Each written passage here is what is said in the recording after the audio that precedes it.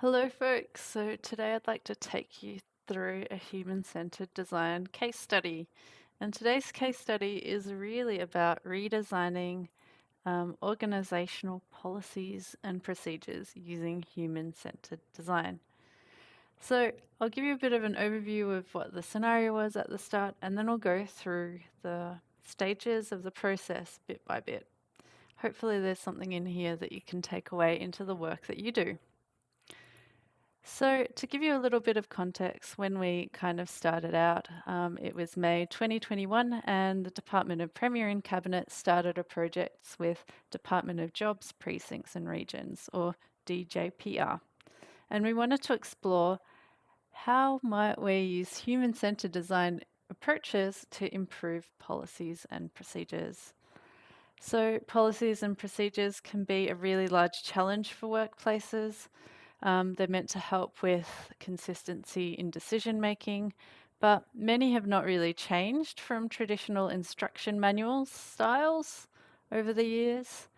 The increasing digitization of processes has not necessarily been reflected in their design, and things don't always connect up.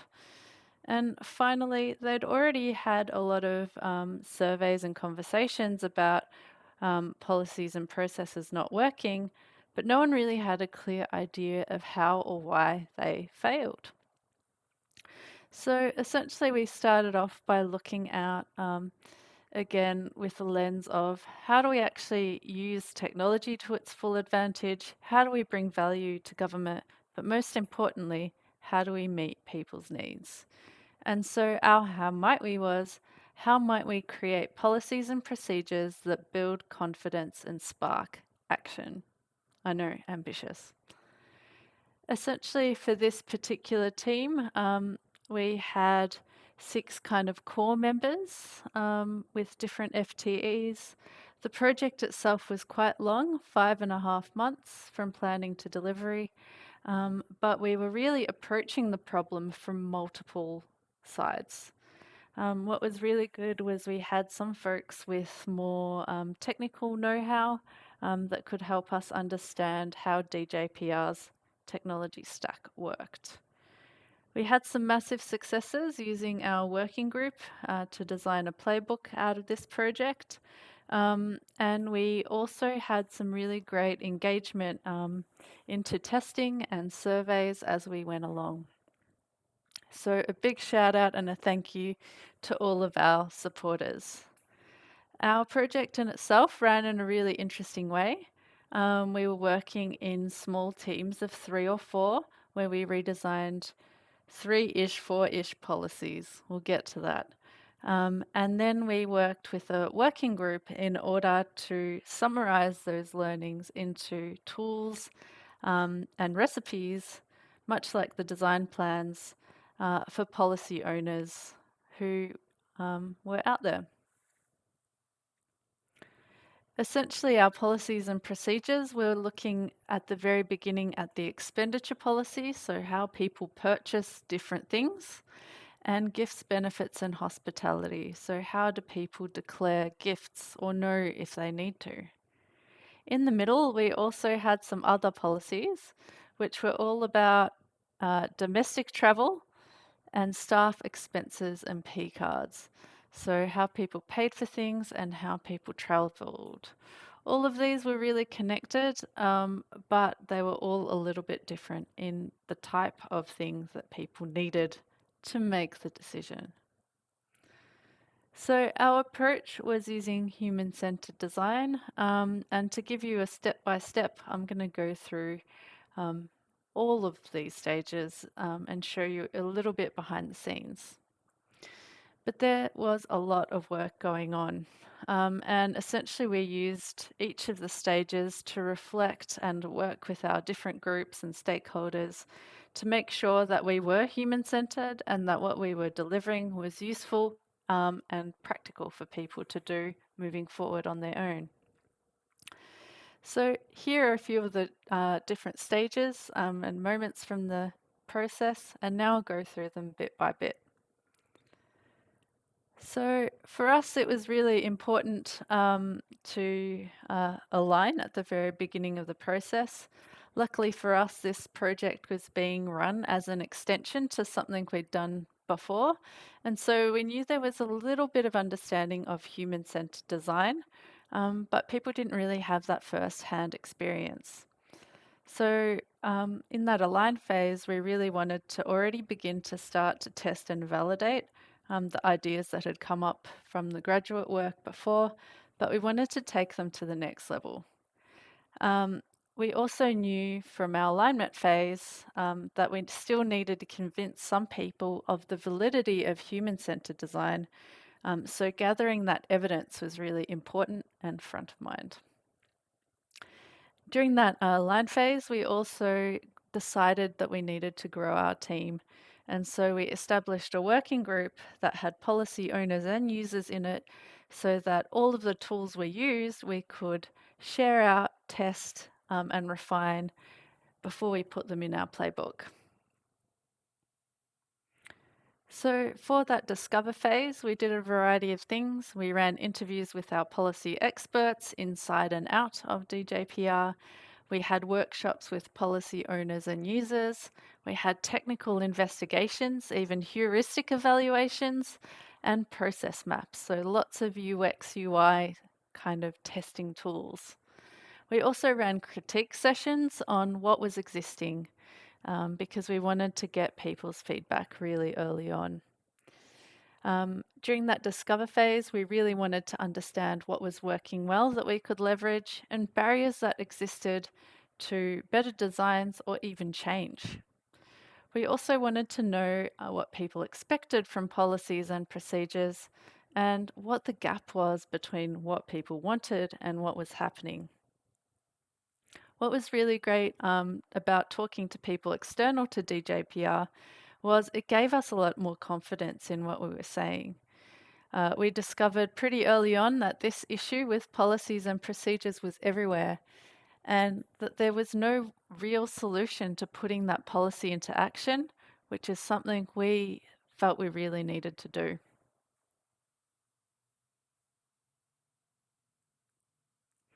So, unfortunately, in our discover phase, we struggled to find any really great examples, and it made us ask the question, what if model policies and procedures are failing us from the very start? We also found out that policy was never going to get easier or slower. What that did was added pressure as policies and procedures were becoming more complex and there was even less time to redesign them. And that went for big P policies and little p policies, the organisational ones. So we needed to think about whatever we designed, how do we make it reactive and responsive? How do we make that process from drafting and delivering those policies faster and actually evidence based? Everywhere we looked, we found out that there were many competing technologies and different hacks and ways of navigating them. This meant that our design of a policy was such a multi-layered issue. It was actually invoking all four orders of design. Using simple tools like this empathy map, we could really put ourselves in the mind of a policy owner, and actually they helped us to create this map themselves. Um, we discovered that often becoming a policy owner was a lot of work and quite a transition. You might become a policy owner because you have a lot of knowledge in finance or governance, but then you end up with the task of translating that into a policy, fielding people's questions, constantly benchmarking it, and in the case of DJPR, also designing and maintaining a web page.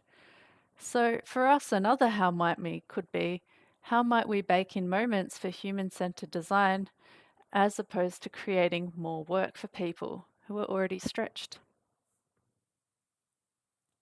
The frustrating part was that everybody knew improvements were needed, but nobody really had clarity on who owned what, how much they could change, and what investment they could reasonably make. And this had happened for generations of public servants in loops. After all of our conversations, there was no shortage of improvements that we could make.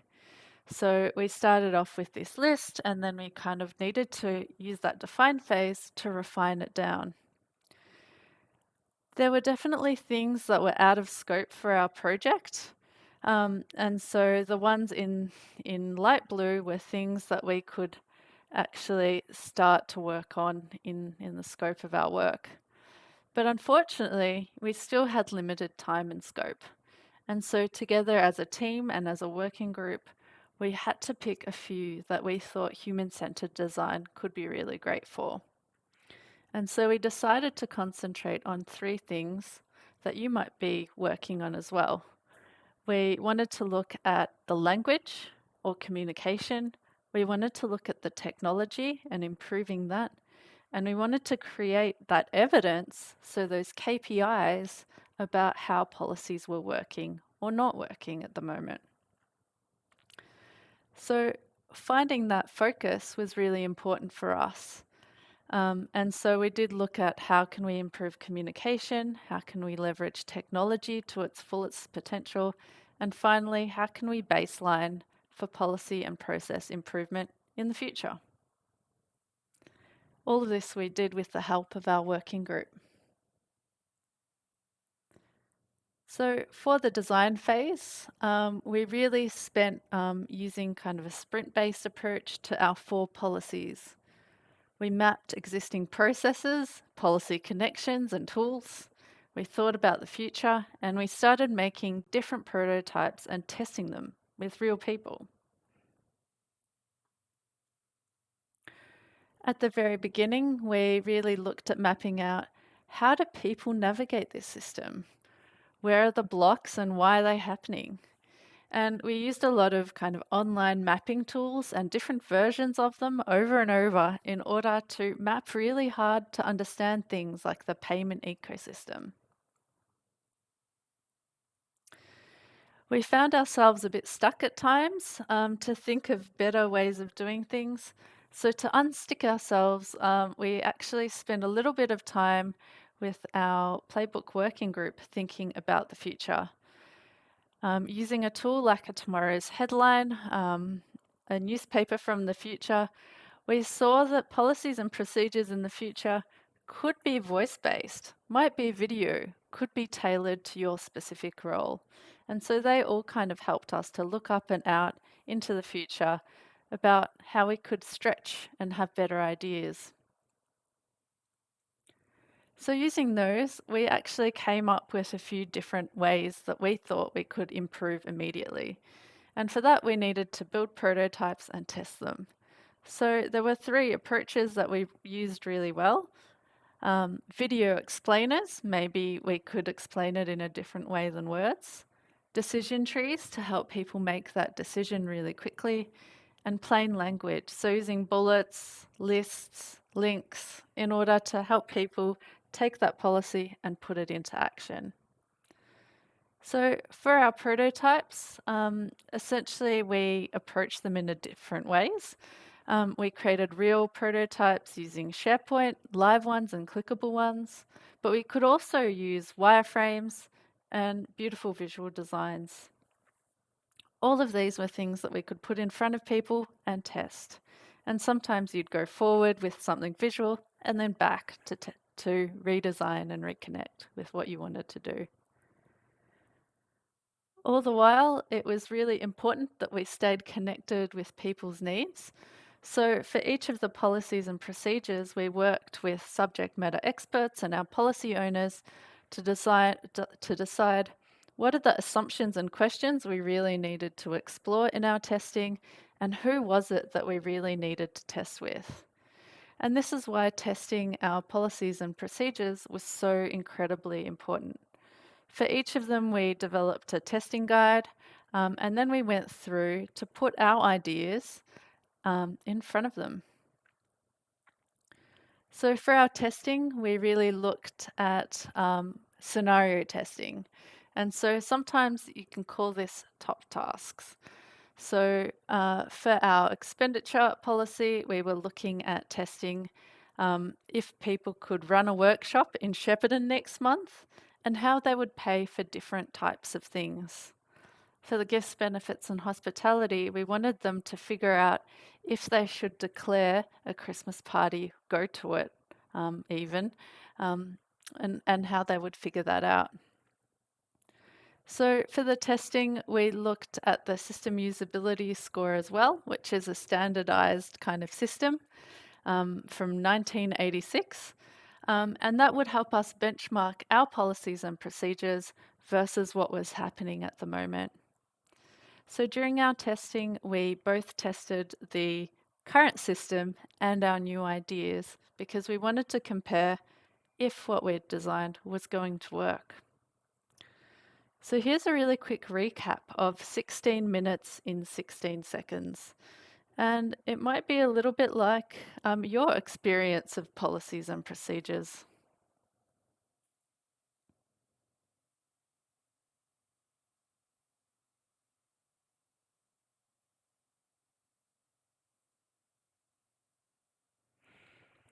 So after each of these testing sessions, we would do a bit of a debrief about who our person was, errors or behaviors, things that went wrong, where they got stuck, what we'd noticed. And then we'd also come up with suggestions for improvement. The real aim here was to see over our multiple tests whether or not there were some things that we could do that would assist in different policies and different procedures. We also wanted to know whether or not there were people we should be testing that we may have missed.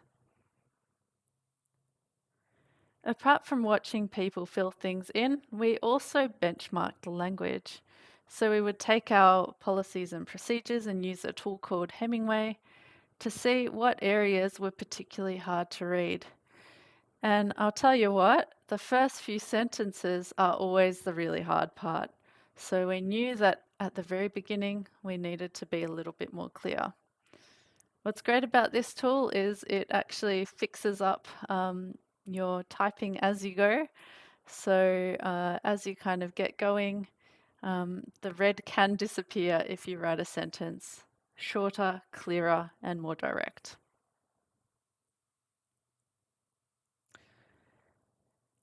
So, what did we learn from testing? Well, we definitely learnt that many policies and procedures were just inaccessible. People got stuck not knowing what to do, or they just didn't even have access or confidence to complete the process behind the policy. We saw behaviours that people were skipping the policy altogether just to get to the form because it was so cumbersome. We saw people in our live testing sessions lose confidence when reading lengthy documents or comparing pages. We also saw people giving up when facing another login screen, another download, or a new system that they just didn't know about. The good thing that we did see, however, was that some of the graduate prototypes that used decision trees or interactive guides saved people a lot of time and effort. And so that had a lot of potential. So, in the end, we delivered a few different things.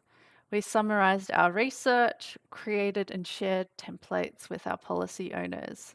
We created video tutorials for future policy owners on how to test their designs and some benchmarks so they knew where we were at the start. So, in the end, we created some prototypes, both using the intranet, videos, interactive guides, and quick links to the important parts, and even maps that helped explain the expenditure system. So, you could find all the different types of payments and what you were trying to buy. Still a lot of information, but at least a bit more visual. We also created quick links, so making use of technology in order for people to fill out the right form or find the right person. So overall, very different to policies, how they are traditionally. We also delivered things like this usability template so that other people could test their own policies too. And so this is really exciting little little tool that can help you figure out, run your own interviews, and then measure if things are working. We created the policy improvement playbook with our working group team, and we delivered it in two ways. We created a SharePoint page with our team, and what was really exciting about that was, again, we could play a little bit with the back end and the technology we had in place. One of the great things is that, similar to other things, we've got design plans like the original playbook, but we also created different methods and tools based on top needs. So, recruiting people, testing, writing in plain language, and for us, creating visuals using PowerPoint. Linking that policy to action was very important as well. So each of these sections kind of goes through things to consider, how to get started, has a video tutorial, and a lot of resources that can be quite helpful as well.